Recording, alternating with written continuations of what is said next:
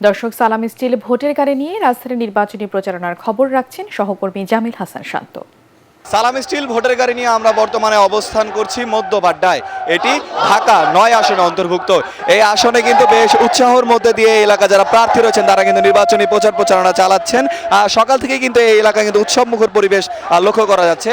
এই এলাকায় বিএনপি হতে ধানের শীষ প্রতীক নিয়ে এবার নির্বাচন করছে হাবিবুর রশিদ হাবিব। এনসিপি প্রার্থী রয়েছেন মোহাম্মদ জাবেদ মিয়া রাসিন। এছাড়াও কিন্তু এলাকায় স্বতন্ত্র প্রার্থী হয়ে কিন্তু তাসনিম যারাও কিন্তু এই এলাকায় নির্বাচন করছেন। আর সেই পাশাপাশি কিন্তু এলাকায় হাত পাখা মার্কার প্রতীক নিয়েও কিন্তু এলাকায় নির্বাচনে অংশগ্রহণ করছেন। ভূমিকম্প সহনীয় মোস্ট ডিউরেবল দেশের প্রথম থার্মেক্স রড সালাম স্টিল। সালাম স্টিল বোঝে ডিউরেবিলিটি। সালাম স্টিল মোস্ট ডিউরেবল স্টিল। এলাকাতে ভোটার রয়েছে 4,70,000-এর মতো।